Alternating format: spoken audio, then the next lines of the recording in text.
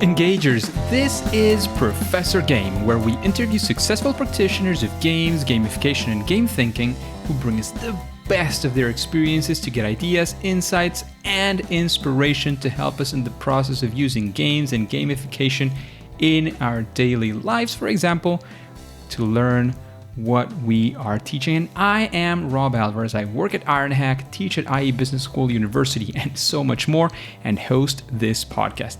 If you have an extra second, please go ahead and subscribe for free to our email list at professorgame.com/subscribe. Hey Engagers, welcome back to another episode of the Professor Game podcast, and we have Carrie with us today. But Carrie, before we kick off, are you prepared to engage? I'm very prepared. I'm super excited to be here. That's fantastic, because today we have Carrie Baughcum. Is that right? Mm-hmm, Baughcum. Baughcum, all right. Mm-hmm. And she is a mother, wife, mismatch sock wearer, a self-described inspiration junkie, learning enthusiast, and most of all, a passionate believer that all children can learn. We just need to find out how. As a teacher for students who receive support and services through their individual education plan of 20+, she integrates technology, creative thinking, a fearless attitude, and endless doodles into her classroom. And she strives every day to enhance her students' learning while empowering them to achieve things they didn't know they could do or be a part of. And she's also, as I mentioned before, a mother of two children, 14 and 16 years old. And at home, she encourages as well her children to explore, learn, and try anything their imagination can think of. Together, they create and get involved in activities and experiences with exploration, creativity, problem solving, and doing, learning by making, by doing, right? That's right. That is fantastic. And she shares her experiences from her classroom adventures and passion for life by presenting conferences, her YouTube channel, co-hosting Doodle and Chat with friends, and of course at Carrie Baughcum. And her first book was My Pencil and Me Do It, A Guide to Sketchnoting. And now she is on her new book, Stanley and the Very Messy Desk, an adventure in sketchnoting. As you can imagine, we will be talking about doodling and sketchnoting quite a bit, Engagers, and that is super exciting, at least to me. I hope it's also exciting to you. Carrie, are we missing anything that you want to make sure that the audience gets before we kick off? No, that's a lot about me. Yeah, I love anything that I can do to make my students' experiences in my classroom better. And that's what I strive to do every day. That is great. And that is big inspiration for us, for sure, because it hopefully is what all of you Engagers are trying to do. If it's in a classroom setting, if it's in another one, you're still looking for the same thing for your users, players, call them as you will.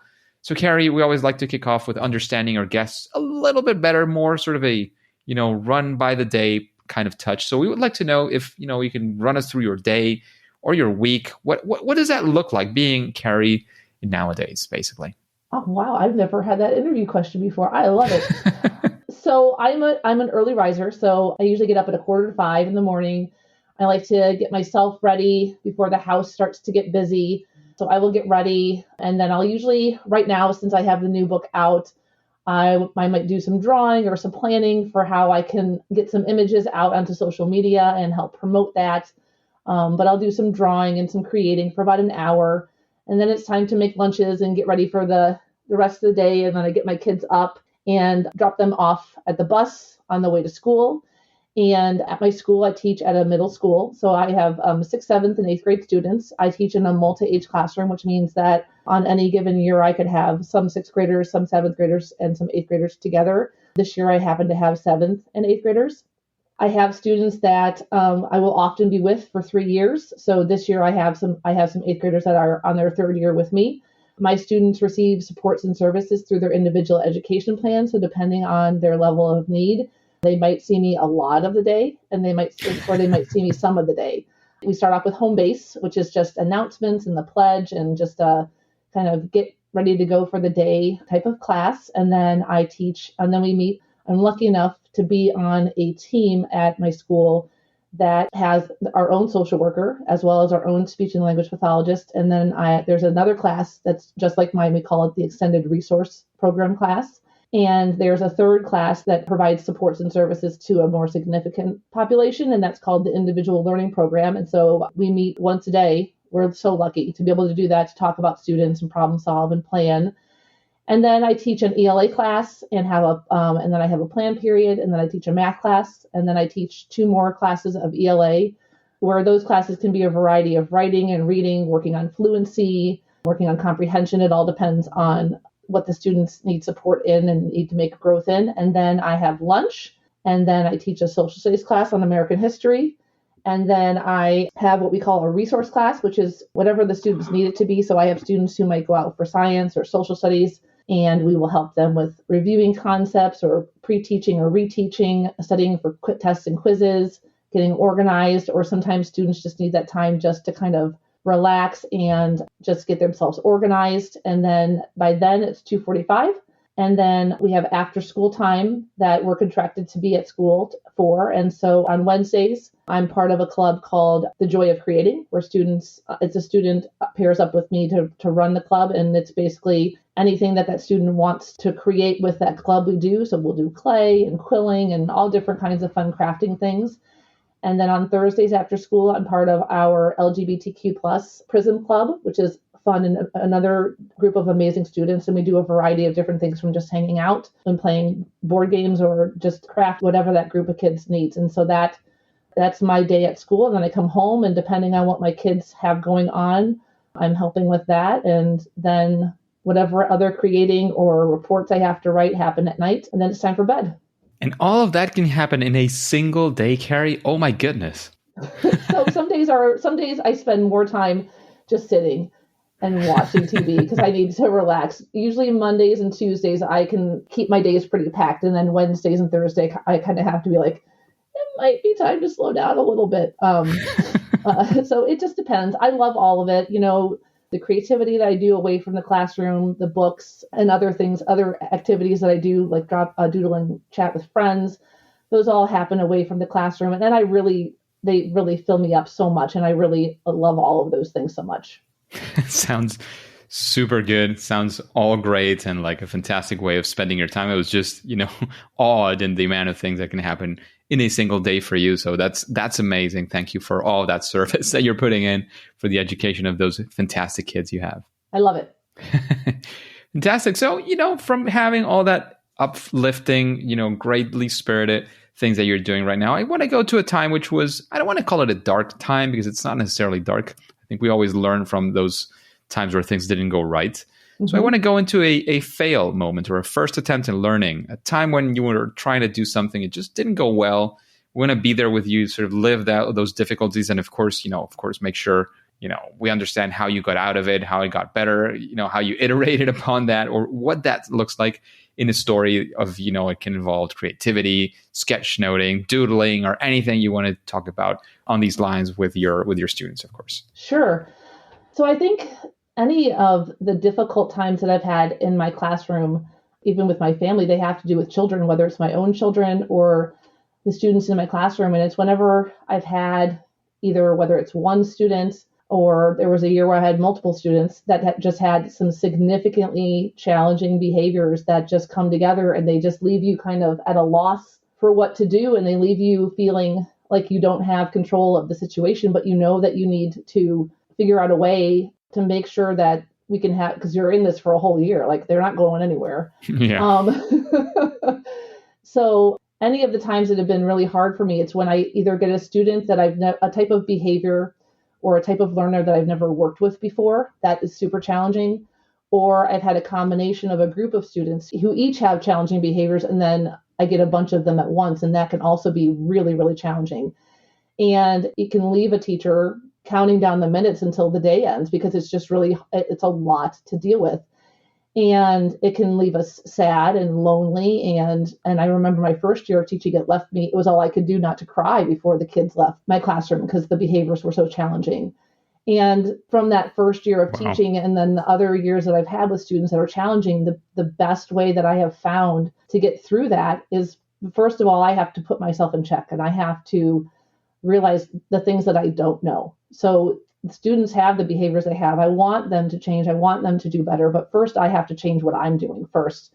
And the best way that I know how to do that is to reach out to people in my building that have different skill sets or more knowledge than I have, or to lean on my team and to use them to help me. And then the next thing that I do is come up with a plan, something that's structured and predictable and routine, but that in doing and coming up with a plan for myself or for my students, everybody then understands what the expectations are, and everybody understands what's going to happen if this happens or what's going to happen if this happens. And by creating clear expectations and a communal understanding of what's going to happen, relationships start to develop, a structure is created, students feel safe, staff working with them feel safe, and then we have a plan moving forward so that we can all get what we want, which is to come to school and feel happy and to love learning.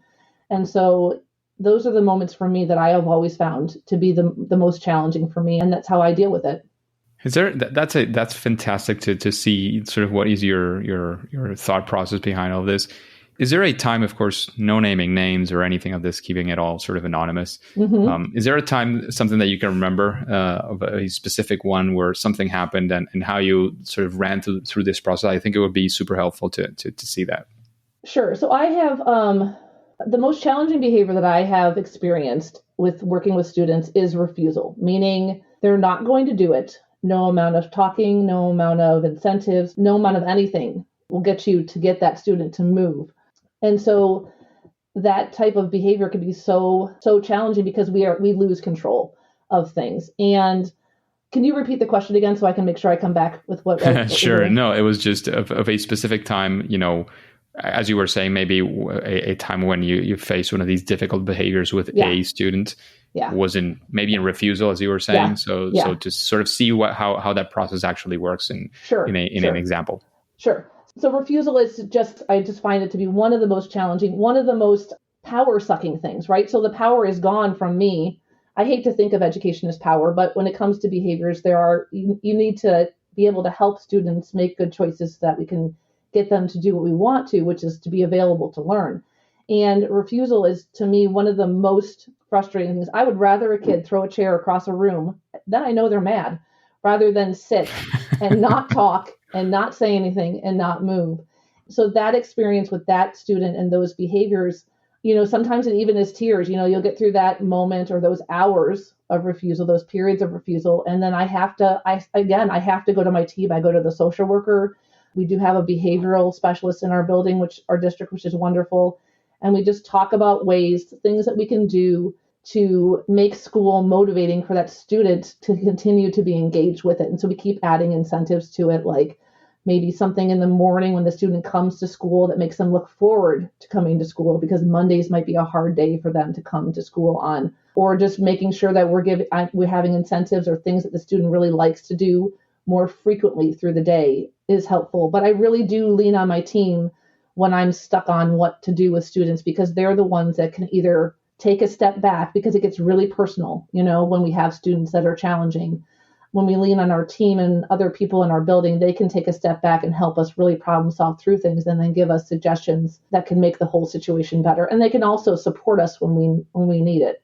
That makes sense. Thanks for that example. I think clarifies quite a bit what you were talking about. And okay, good. Actually taking a spin on that one, sure. of a time or some situation that you faced where, things actually went well. Like you were aiming to do this in the classroom, you were trying to go through this, call it activity, project, whatever that looks like. And, things actually went well. So we want to, understand what went well. Why do you think it went well? What were the things that were in place? We want to basically for you to share a proud moment that you've had in the classroom, of course, related to creativity, sketchnoting, whatever comes to your place.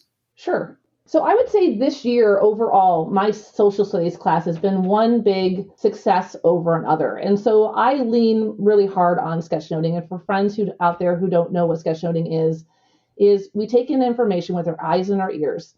And the word part of the information connects with one part of our brain. But there's this whole other half of our brain that likes visuals or images.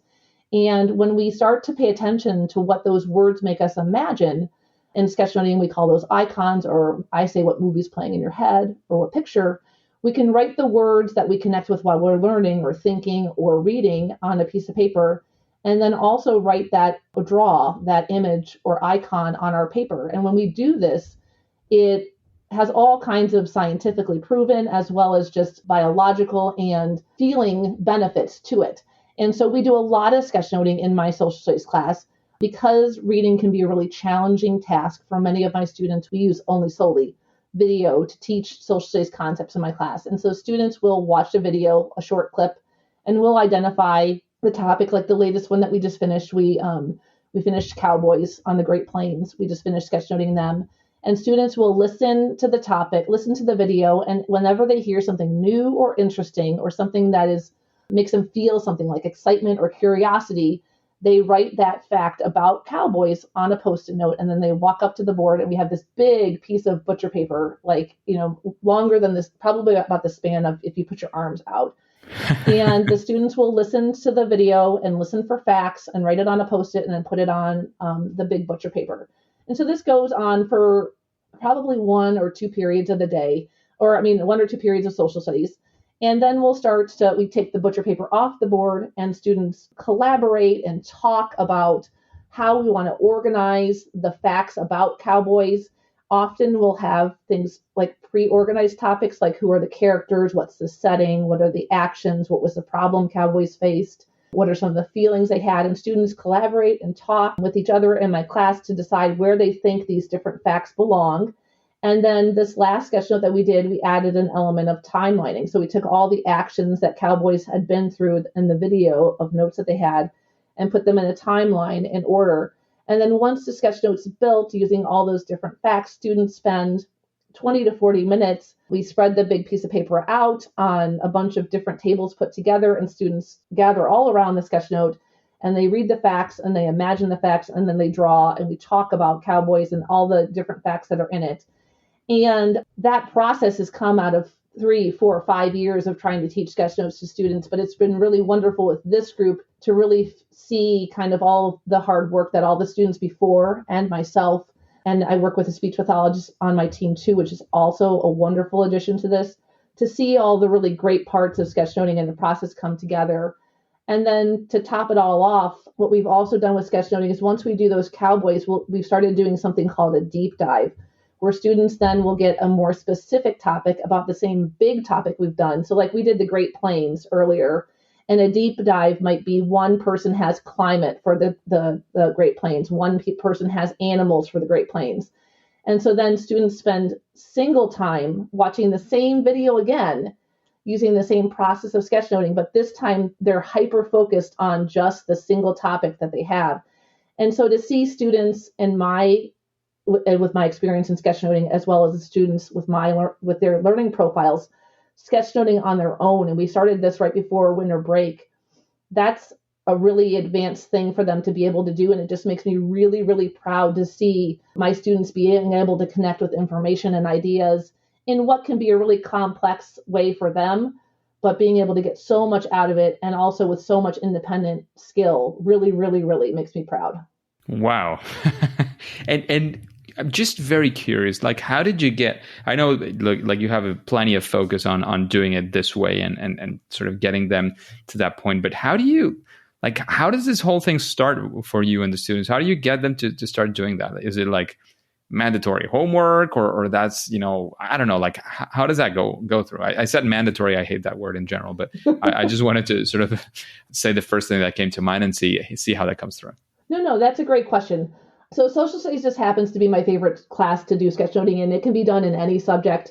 And the way we start is just a nice, slow, steady pace, taking them into the process. And a lot of it is with me sitting there doing a lot of the process with them. So we'll play the video, we'll watch, I'll go, oh my gosh, I heard an interesting fact. I'll say that out loud. And then I might write it on a Post-it and then go put it on the board. So a lot at first might be me modeling for them how it looks, or we might watch the video, or you could read text and then pause and say what fact in that paragraph was new or interesting or different, or what do you think is important? And then a student could tell you the fact, and then I might write it on a Post-it or write it on somewhere on the paper. And so by bringing them into the process, by kind of like thinking out loud what you're thinking in your head, you're modeling for them how a sketchnote goes. And then eventually it's handing out Post-its or handing out pens to kids and taking them through that same process again. And it's just a slow and steady pace. But when it comes to sketchnoting, I believe so very deeply that if we're going to bring that process into our classrooms, or especially in the classrooms, we have to sketchnote with them. We have to think out loud. We have to model what it looks like to synthesize big pieces of information into small. And then the thing that scares most people is the drawing. We have to sit down and we have to draw with students, make fun of our own drawings, be silly about our own drawings. But students need to see us put ourselves out there with drawing before we'll start to see them do it sometimes too, because we're going to have kids that are artists that love to draw. And then we're going to have kids that are like, okay, I like you, Mrs. Baughcum, so I'll draw with you because you said so. And then you're going to have students that do not want to draw. But by drawing with our students, by going through the sketchnoting process with our students, we're allowing this kind of community of learners to be developed. And it's a community that welcomes risk and welcomes mistakes and also supports each other. And that's the process that I try to create in my classroom. That sounds beautiful. And my next question was going to be like, do you have a process to go through this? And actually, I realized that we exactly dove into that. So that is absolutely great. Thank you very much for that. And I think it could be very useful for plenty of people. I was actually thinking, I tend to have short courses because I teach more at university level. Mm-hmm. For example, I'm teaching a seminar right now and it's only 6 sessions. So sort of going through the whole process of doing this might be a bit challenging, but I do mm-hmm. find that there could be value in doing something like, these collaborative tools that are out there where you can have sort of sticky notes that are even digital, because I do have hybrid every now and then, mm-hmm. where, just putting out their ideas there and then taking a little bit of time at the end of the class to put those together and to do something around that mm-hmm. in any of these tools. Even just that, I mean, maybe I'm not sure about the sketchnoting at this point because I don't have many of the physical tools that you might have in your classroom. Mm-hmm. I think even just that could be like very, very useful to help set in some of the ideas that are going through in a class, right? Right. I mean, and so just thinking about what you just said about your setting, I think something else that might be interesting for listeners to know too is that a lot about, like, if people are listening about sketchnoting and they do a Google search, they're going to see these really beautiful pieces of work, right? And you'll be like, yeah, Carrie, that's never going to happen for me. And that's true because when we search sketchnotes online, we see sketchnotes done by professional graphic recorders who have had training in it, right? But what I love, my favorite part to talk about sketchnoting, besides the examples that I just gave you, what happens in my classroom, is I love to also take a step back from sketchnoting and look at the process. So you're taking in information with your eyes and your ears. So your students are listening to you through lecture or through reading. And then we take in information with our eyes and our ears, and we need to synthesize information. So all of these parts of sketchnoting are different skills that if we start to think about them and pick maybe 1 or 2 or 3 and weave them into what we're already doing, just those single parts of sketchnoting are already going to enhance our teaching and improve our students' learning. Like for your lectures, sometimes I think we forget that students don't always know how to connect with information. So maybe it's coming up with a simple mantra when you're lecturing. Remember, students, when we're diving into this information, we're connecting with what's new, what's interesting, or whatever goes along with your topic, right? So coming up with some kind of mantra that lets students know what kind of information they're going to kind of hyper focus on. Other skills we work on with sketchnoting is what I call micro summarizing. So students might read a whole page of text, but how do you take a page of text and summarize it in a sentence, or summarize a paragraph in a sentence? Those are all skills that sketchnoting forces students to do, but are things that we can focus on in any level of learning. Another thing we can do is that idea that our brain loves images. So yes, sketchnoting wants you to draw, but making sure we also realize as educators that our brains love images. So making sure our lectures, our teaching have images, not just images after we've taught the lesson, but front-loading lessons with images that allow students to have something to access as we go through new things, is a really great way to use images. Having students create quick little doodles that summarize things can be a quick checkout for you. Or if you're lecturing and you want to check for understanding, students could do a quick Google search for an image that would summarize what you did, and then you could check what they're doing in just a single snippet of an image. Yeah. I don't know if you've seen, there's, for the life of me, I can't remember the name of this online collaboration tool. Well, it's not even a tool. I think it's more kind of a game to play with people, where you have, I think it's the minute.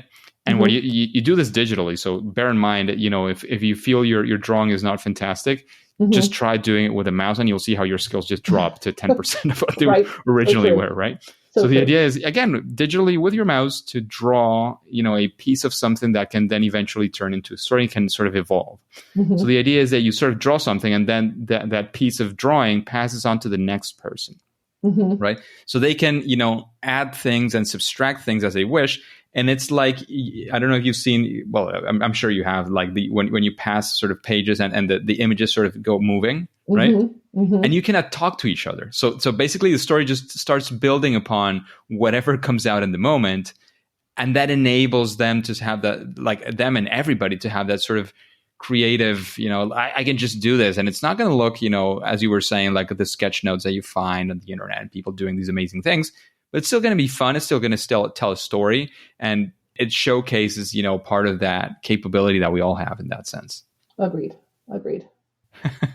I'll find the name of the tool, hopefully, and if I find it on time, I'll put it with the notes of this episode today. That would be fun for sure.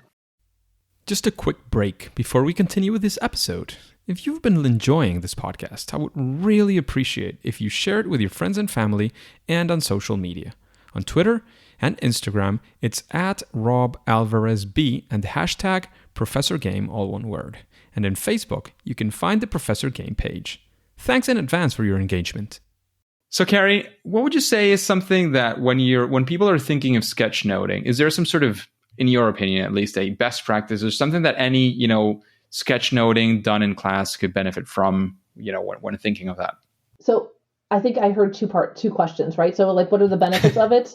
And then what was the other part of the question? The main thing is if there is any best practice. So anything that you would say, always try to do this when you're thinking of sketchnoting with your students. For sure. I guess, first of all, you can either dive all in and use the whole process of sketchnoting if you want to, or don't be afraid to, like what we talked about just a few minutes ago, to pick a part and use that in your classroom, because there's lots of different parts in sketchnoting. And then I guess my only other piece of advice for people that are thinking about bringing sketchnoting into their classroom is that if you're going to bring the drawing part of it into your classroom, you need to be prepared to draw with your students. So many people have so many emotions, like deep-seated emotions connected to drawing. And some of them I've met adults that have traumatic experiences with drawing. Like they just, it brings them to tears.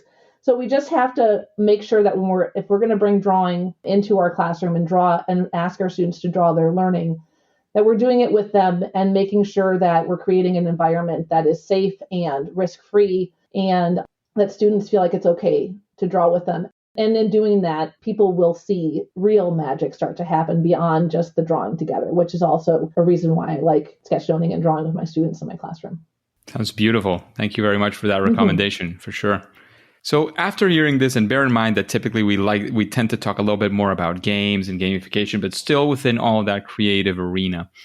Is there somebody that comes to your mind that you say, I would be very curious to listen to this person interviewed in Professor Game? Like a peer, you mean? A peer, somebody you look up to, somebody you've heard about, whatever that looks like. Like this is a Santa's list, if you may. I have a dear friend, Stephanie Crawford, who lives in Peoria, Illinois, who is amazing with the gamification that she does with her. She works at a regional office, and I love anytime I get to listen to her speak about stuff. I enjoy that. And then there is an educator I think he is in North Carolina, Jed Derryberry, who writes about play and playfulness and bringing that he's working on a second book now. And I just really enjoy seeing all the work that he's doing about bringing play into our world and how he advocates it for our classrooms as well. That sounds absolutely fantastic. I didn't catch the name of the second person. I think it's Derryberry, but I think it's spelled DEAR and then Bury, BURY. Okay. I'll look that up. I hadn't heard it before. So sounds like two very interesting people to look into for sure. And again, within your area of expertise or the things that you would recommend, is there a book, of course, to sit right next to both of your books that we should have in our libraries and take a look at? I'm still obsessed with Sunny Brown's Doodle Revolution. It's a book written for non-educators. It's more people of the world as well as people in business. And she was at the forefront of sketchnoting. She made it something before it was anything. And I love reading her writing, her humor, the piece of her that she brings into the book, as well as all of the ideas and research and information that she gives for this type of learning and connecting with the world. So that would be what I love that book. Oof, sounds absolutely fantastic. I have to say, I mentioned this in a previous episode. I'm doing a boot camp on UX design. And even part of the pre-work was already, it sort of moving us towards doing some sketchnoting and taking notes with pictures. I found it challenging, especially when the content is a bit more fast-paced. I find it hard to keep up without writing words rather than pictures, but I still try to introduce some visual content as well. And that sounds like a fantastic book to sort of keep up with my intentions, at least, of doing a bit more of visual design. And I would say, go ahead, sorry. No, go ahead. No, I would say to you to make sure you give yourself grace. So when sketchnoters start off, they generally do start off word heavy. And then we call it a visual library. So I love to imagine things in my head and have analogies. I imagine our visual libraries in our brain is like a big warehouse. And when we haven't been drawing for a while, our warehouse only has basic shapes in it, like triangles and squares and things like that. But the more you start to draw, the more things get put on the shelf. And so what you're experiencing is completely normal. So don't shy away from the words, and maybe the pictures come later. Also, don't be afraid to pick up your phone and do a Google search on things too, because I spent my first 2 years of sketchnoting with my phone in one hand and my pencil in the other, because I didn't know how to draw anything. I had to look everything up. So it's all completely normal. Yeah. I mean, I also have, there's literally a colleague who was actually the academic director as well of one of the masters I'm teaching at. He's fantastic, Andrew McCarthy. He's a designer, so he's very much into this. Yes. And he goes to meetings, like regular meetings, and he takes notes with only sketchnoting. It is just fun to watch. If he sits next to you in a meeting, it's actually distracting. Yes. Yes. It's so good. So yeah, of course, I have some standards set up there that I know I'm not at that level. I don't know if I could reach that, because he's definitely something that he does very, very often. He does amazing things. Many of the creative exercises I do, I learn from him. But it's also like a neat thing to see that, there you can reach a level of that. And I'm sure plenty of people have reached that, of course, given, as you were saying, practice and all of that. So absolutely. Yeah. I love it. I'm enjoying it more and more. And one of the things I was going to say is, you were saying that there's this sort of plenty of emotion and emotionality in drawing for many people. I don't know if emotionality, but I do have with visual stuff, I've always been very self-aware in a negative sense of how not great my drawings might be, especially as growing up. And then I studied engineering. So I didn't get into what, back in the day, at least, when you said creative, that meant that you either drew sculptures, created sculptures, or beautiful drawings or paintings. So it was super, super visual. And I didn't see myself as a creative person in that sense, precisely because, amongst other things, because my drawing was not great. So if somebody like me, who, like my mom, is actually a creative person and a designer, and she also draws and does many things like that, and I've seen all this around me, and I self-identified as not being able to do that, and I'm trying to get into it more and more. If I can do it, I'm pretty sure most, if not every single person can get to do it, and very probably be a lot better than me in that sense. So, don't be afraid to just put yourself out there and do those things. Agreed. So we went through a possible guest. We went through a potential book that would sit right next to those fantastic books that you've written, especially for educators. We would like to know, what would you say is, sort of looking into yourself, what would be that thing, that superpower, that thing that you do at least better than most other people in the world of creative creation, sketchnoting, and all this? Wow. That's a good question. And just to give you a little bit more time to think, I'm going to talk a bit through that. Superpowers, I like to remind people that, it's not only if you take in the Marvel Cinematic Universe, there's not just one person who is super strong. You have the Hulk, you have Thor, you have many others who are super strong.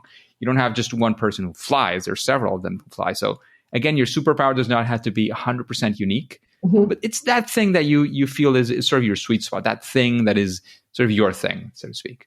Got it. So I think my superpower, and I haven't had it forever, at least not in the real world. I think for the classroom, it's been there for a while, but I think my superpower is not waiting for something to like, not getting permission or waiting for the right time to try something new. That when something feels right, either to bring it into the classroom or to use it with students, when my intuition knows something or to create something, I'm not afraid to just dive in and give it a try. And I'm also, the more I learn how to use this superpower, the more comfortable I am diving in even before things are perfect. So things often are messier at first with me than they are at the end result. And I'm okay with that.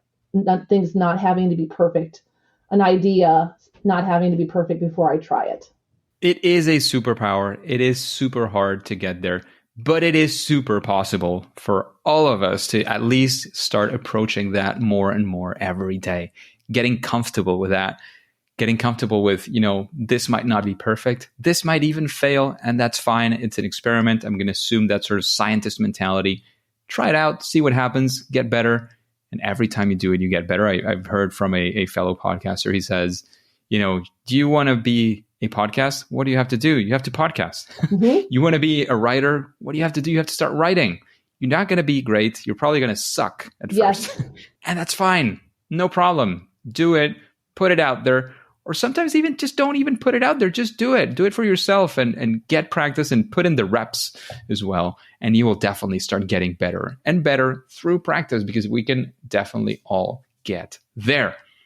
Thank you very much for that. That was a fantastic recommendation. I loved it. Thank you. So do you have any sort of final piece of advice, anything else you want to say to the engagers before you tell us as well where we can find out more about you? If you have anything you want to sort of guide us towards, I don't know, like this is the final, it can be a plug zone. It can be like anything you want to leave us with, for sure. So I guess, I feel like that last question just like wrapped everything up in a perfect little bow. I guess my advice for everybody is I like to say that, whether it's teaching or being yourself or learning or creating, there are no rules. There's no right way to do something. There's no right way to start something, whether it's bringing sketchnoting into your life or into your teaching, whether it's trying like a podcast or something new. However you decide to do it is how you should go after it and try it. But don't wait until it all feels right, because then the opportunity will pass you by. And so that would be my big plug for sketchnoting or anything that you decide to try. Yeah. That is fantastic. Beautiful advice. And where can we find out more about you and your work, Carrie? Sure. So people can connect with me on carriebaughcum.com. So CarrieBaughcum.com. They can also find many videos that I've made on my YouTube channel. And I did hear you mention gamification. We didn't even dive into that. My whole classroom is also gamified. So I love games and what they do for our students and our learning. So there's some videos on that as well. And then I also am the co-host of a show called Doodle and Chat with Friends, where we interview people. My friend, Dr. Mandy Toland, and I interview people, and we draw and chat as we interview them. So that's also very fun. People can find the upcoming March educators on my YouTube channel. I just put them up there this morning. And nice. I'm also on Twitter and on Instagram at those same names. And so people can contact me there as well, or connect with me there. That sounds great. And one curiosity, like you were mentioning that during the podcast, you also do drawings and doodles. Like, how do you sort of put them together? Do people get to listen to the episode and see how the doodles are evolving, or how does that look like? Yeah, so we use an online program called StreamYard, and it lets us, Mandy and I, we are able to use like 4 different cameras. So we have each of our face cameras that we are giving the interview with, and then we have overhead cameras over our drawings as we're talking to people and drawing with them. So people can tune in. We're going into episode 6 now, so there's 5 previous episodes on my YouTube channel already, and people can see the whole process and how all the fun that we get to have when we doodle and chat with other educators and people that are on our show.